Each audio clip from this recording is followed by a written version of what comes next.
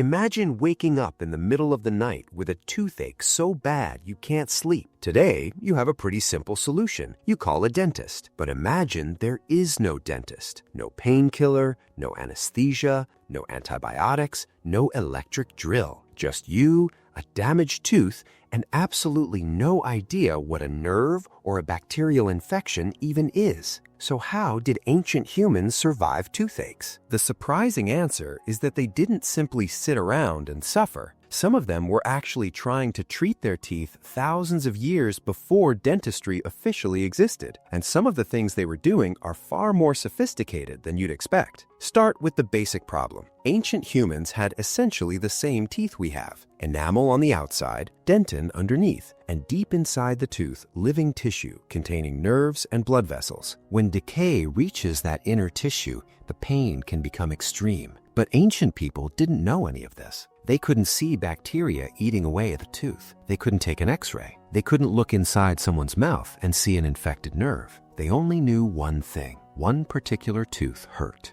And sometimes it hurt so badly that doing nothing wasn't an option. The earliest evidence is astonishing. Around 14,000 years ago, at the prehistoric site of Villa Bruna in northern Italy, researchers found a tooth with a large cavity that had been deliberately manipulated while the person was alive. Microscopic marks inside the cavity show that a pointed stone tool had been used to scratch and lever material out of the damaged area. In other words, someone appears to have looked at a rotten tooth and physically worked on it. This wasn't a modern drill. It wasn't even really a filling, but it may be the oldest known evidence of someone deliberately treating dental decay. And then, roughly 13,000 years ago, something even more remarkable happened. At Reparo Fredian in Italy, researchers found teeth whose cavities had been deliberately enlarged before the person's death. The inside of the teeth contained microscopic evidence of tool manipulation, along with residues of bitumen,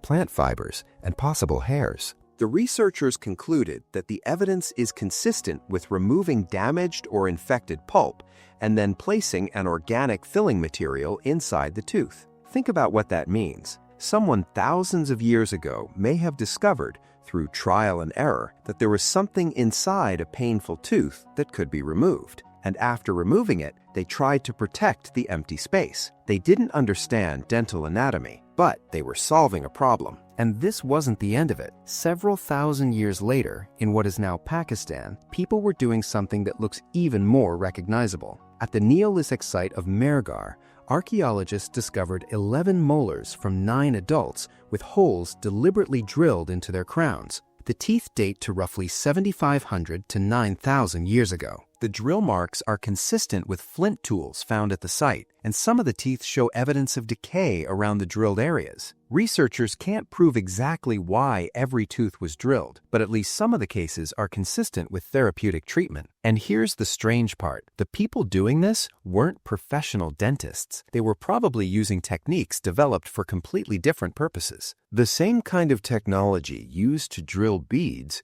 could be adapted to drill teeth. So a tool originally meant for making an ornament may have become a medical instrument. That's a very human pattern. We invent something for one purpose, then somebody looks at it and thinks, wait, could this solve another problem? But why were toothaches becoming such a problem in the first place? One major reason was agriculture. As humans began farming, diets changed. Grains and other carbohydrate-rich foods became much more important, and dental decay became increasingly common in many farming populations. The bacteria living in our mouths can metabolize fermentable carbohydrates and produce acids. Repeated acid attacks gradually damage tooth enamel. At first, you might not feel anything. Then the cavity gets deeper. Eventually, it can reach the sensitive interior, and that's when a tiny hole can turn into a serious problem. Ancient humans didn't know the chemistry, but they could see the result. Certain foods seemed to produce more damaged teeth, certain teeth hurt, and certain things sometimes made the pain better.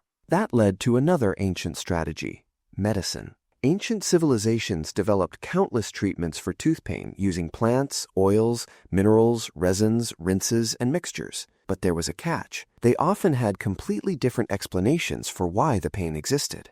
One famous ancient belief was that a worm lived inside the tooth. To us, that sounds ridiculous. But if you think about it, the idea isn't completely irrational without modern science. The pain feels like something is moving or attacking you from inside a hard object. You can't see what's causing it. So people created an explanation for the invisible thing responsible. And sometimes the treatment could still have an effect, even when the explanation was completely wrong. A plant might reduce inflammation. A substance might numb tissue. A rinse might clean the mouth. A tooth might be extracted and the pain might disappear. They didn't need to understand bacteria to notice that something worked. And eventually, one of the most brutal solutions became obvious.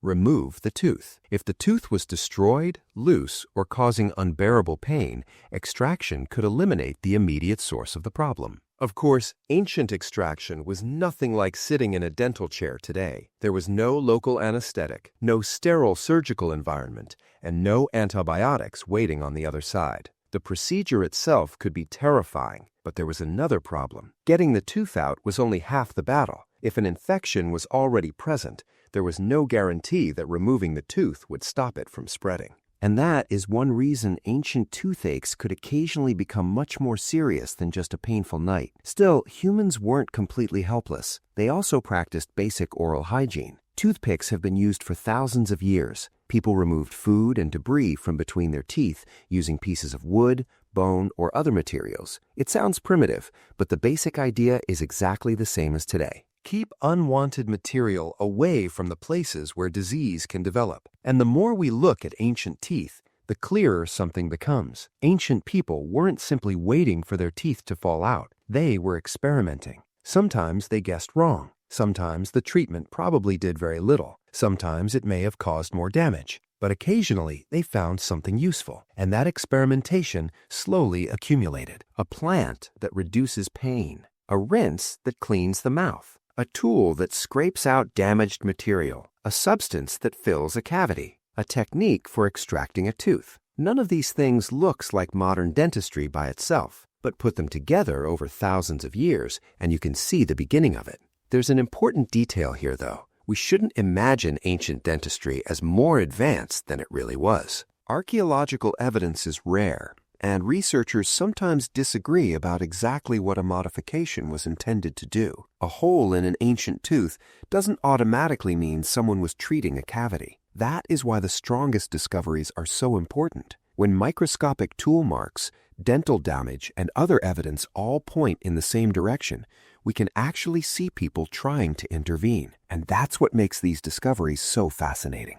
The first dentist probably didn't look anything like a dentist. There was no white coat, no dental chair, no bright examination lamp. There was simply a person with a painful tooth, another person willing to help, and whatever tools and materials they had available. And somehow, that was enough to begin a process that would continue for thousands of years. Eventually, humans discovered what actually caused cavities. We learned about bacteria. We learned how nerves produce pain. We developed anesthesia. We developed sterile instruments. We developed antibiotics. We learned how to remove decay while preserving the healthy parts of the tooth. And modern dentistry was born. But the basic question has never really changed. Someone has a tooth that hurts. Something is wrong. How do we make it stop? 14,000 years ago, the answer might have been a sharp piece of stone. Today, it's a dental drill and an anesthetic injection. The technology changed almost beyond recognition, but the instinct didn't. Because long before humans understood what was happening inside a tooth,